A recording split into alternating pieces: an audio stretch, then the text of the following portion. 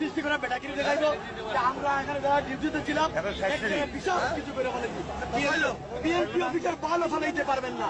BNP আবার পাওয়ার আসবে, চাকরি করা র্যাবের ডিজি মহোদয় থেকে শুরু করে যত ঊর্ধ্বতন কর্মকর্তারা ছিলেন ওনাদের সকল গেস্ট আমার কাছে আসতেন এবং আমি তাদের এন্ট্রি লিপিবদ্ধ করে এবং তাদেরকে উপরে পাঠাতাম। তো আমি রিসেপশনের মতো একটি সংবেদনশীল জায়গায় থাকার কারণে র্যাব সদর দপ্তর এবং র্যাবের প্রত্যেকটি ইউনিটের সকল তথ্য আমার কাছে থাকতো।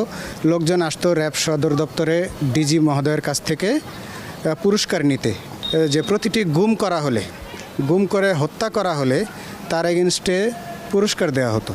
যিনি সেই টিমের কমান্ডার ছিলেন তিনি মেজর পদমর্যাদার বা পুলিশের থেকে হলে অতিরিক্ত পুলিশ সুপার পদমর্যাদার, ওনাকে 50,000 টাকা পুরস্কার দেওয়া হতো। সাব ইন্সপেক্টর পদমর্যাদার যারা আছেন ওনাদেরকে 10,000 টাকা করে পুরস্কার দেওয়া হতো এবং কনস্টেবল পদমর্যাদার যারা ছিল তাদেরকে 5,000 টাকা করে পুরস্কার দেওয়া হতো একটি খুনের বিনিময়ে। দেখেন একটি রাষ্ট্রীয় বাহিনী কিভাবে মাত্র 2-1 লাখ টাকার বিনিময়ে একটা মানুষকে হত্যা করে ফেলতো এবং তাদের মধ্যে কোনো অনুশোচনা বোধ নেই। আমি রিসেপশনে থাকার কারণে এই বিষয়গুলি জানতাম এবং আমি 2014 থেকে 17 সাল পর্যন্ত ব্রিগেডিয়ার জিয়াউল হাসান, তিনি তখন ব্রিগেডিয়ার ছিলেন এবং র্যাবের অতিরিক্ত মহাপরিচালক অপারেশনস হিসেবে কর্মরত ছিলেন।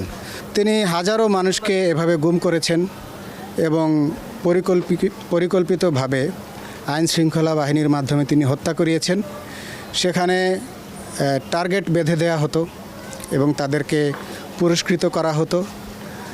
ঠিক তেমনি একটি মর্মান্তিক ঘটনা ইলিয়াস আলী গুমের ঘটনা, যেটি যদিও 2012 সালে ঘটেছিল।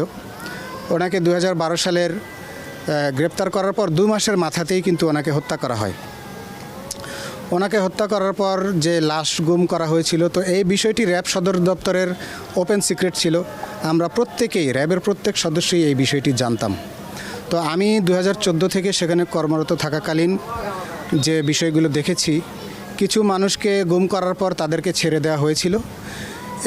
এই বিষয়টি আসলে কি করে হয়েছিল, এই গুম করার পর তারা তখনই ছেড়ে দিতে বাধ্য হতো যখন বিষয়টি লিক হয়ে যেত, নিউজটি লিক হয়ে যেত, যে গুম হওয়ার বিষয়টি যখন তারা আর চাপা দিয়ে রাখতে পারতো না, তখন কিন্তু তারা সেই গুমকৃত ব্যক্তিকে ছেড়ে দিত। তো আমি চেষ্টা করেছি আমার জায়গা থেকে বেশ কিছু গুম হওয়া মানুষের পরিবারের কাছে তাদের গুমের বিষয়টি আমি প্রকাশ করে দেই, যার ফলশ্রুতিতে তারা পরবর্তীতে এটি সংবাদ মাধ্যমে জানায় এবং সারা দেশে আন্দোলন হয়। আপনারা জানেন আবু তোহা মোহাম্মদ আদনানও গুম হয়ে গিয়েছিলেন। পরবর্তীতে এই লিক হওয়ার কারণেই কিন্তু তারা ছেড়ে দিতে বাধ্য হয় এবং তারা এই যে অন্তর্বর্তী সময়টুকু তাকে গুম করার পর সময়টুকু, প্রথমত তারা আয়নাঘর নামে আপনারা যে গুম ঘরটিকে চেনেন, সেটি আসলে র্যাবের টিএফআই সেল বলা হতো। এটি ছিল র্যাব 1 উত্তরা আপনার আন্ডারগ্রাউন্ডে, ঠিক আছে। সেখানে একটি সাউন্ড প্রুফ রুমের মধ্যে স্টিলের ঘূর্ণায়মান একটি চেয়ারে বন্দীদেরকে সেখানে রাখা হতো এবং সেখানে তাদেরকে ইলেকট্রিক শক দেওয়া হতো এবং এই ঘূর্ণায়মান চেয়ারটিকে ঘুরিয়ে তাদেরকে শাস্তি দেওয়া হতো। মোট কথা তাদেরকে একদম মৃত্যুর মুখোমুখি করা হতো, যেন তারা কোনো অবস্থাতেই, তাদের আত্মবিশ্বাস ভেঙে দেওয়া হতো, তাদের মানসিক অবস্থা বিপর্যস্ত করে ফেলা হতো। তো পরবর্তীতে এই তাদেরকে যখন তাদের পরিবার যখন জানতে পারলো যে তাকে গুম করে এখানে রাখা হয়েছে, তখন সামাজিক মাধ্যমে বা তারা সাংবাদিকদের মাধ্যমে তারা কিন্তু এই দেশবাসীর কাছে বিষয়টি তুলে আনতো। পরে দেশে যখন আলোড়ন হতো তখন তাকে পাগল সাজিয়ে ছেড়ে দেওয়া হতো। ইলিয়াস আলীকে 2012 সালের এপ্রিল মাসে গুম করা হয়। তো সেখান থেকে ওনাকে 2 মাসই রাখা হয়। তো 2 মাস রাখা হয়, তখন কিন্তু আয়নাঘর বা যে টিএফআই সেল এটি ছিল না। তখন যাকেই গুম করা হতো তাকে হত্যাই করা হতো। তো পরবর্তীতে ইলিয়াস আলী গুমের পর ওনাকে তো হত্যা করে ফেলে। যখন এই হত্যা ব্যাপকভাবে আলোড়ন সৃষ্টি করে, শেখ হাসিনা সরকার দেশি বিদেশি চাপের মুখে পড়ে, তখন কিন্তু তারা এই আইডিয়াটা তৈরি করে যে একটি গোপন গুম ঘর তৈরি করতে হবে, যেখানে মানুষকে গুম করে রাখা হবে। তাকে যদি হজম করা যায় তাহলে হত্যা করা হবে, আর হজম করা না গেলে তাকে ছেড়ে দেওয়া হবে। তো আপনারা পরবর্তীতে কিন্তু দেখেছেন যে ফরহাদ মজহার সহ আরও অনেকেই গুম হয়েছে এবং তারা ফিরেও এসেছে।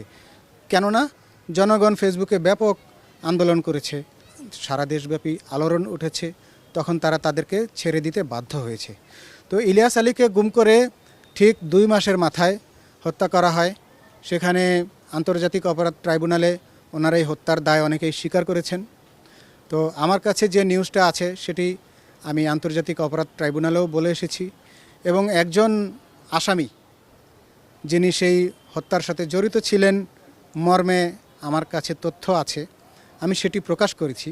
তিনি একজন বিজিবির সদস্য, তখন তিনি র্যাব 7-এ কর্মরত ছিলেন এবং ঢাকা থেকে একটি টিম র্যাব 7-এ ইলিয়াস আলীকে নিয়ে যায়।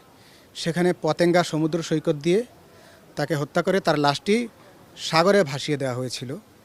তার লাশের তাকে পলিথিন পেঁচিয়ে হত্যা করে তার পেট ছুরি দিয়ে ছিদ্র করা হয়, তার নাড়িভুঁড়িগুলো কেটে দেওয়া হয়, কেটে দিয়ে তাকে তার শরীরের সমপরিমাণ ওজনের পাথর বেঁধে তাকে কিন্তু সাগরে ডুবিয়ে দেওয়া হয়েছে।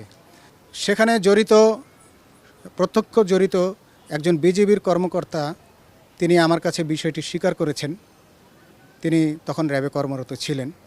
তো পরবর্তীতে আমি কিন্তু ওনার নাম আন্তর্জাতিক অপরাধ ট্রাইব্যুনালে প্রকাশ করেছি, কিন্তু ওনার বিরুদ্ধে কোনো ব্যবস্থা নেওয়া হয়নি। নায়েব সুবেদার শাহজাহান আলী, ঠিক আছে, তিনি বর্তমানে যশোরে কর্মরত আছেন এবং তিনি ওই কিলিং টিমের সাথে সরাসরি যুক্ত ছিলেন।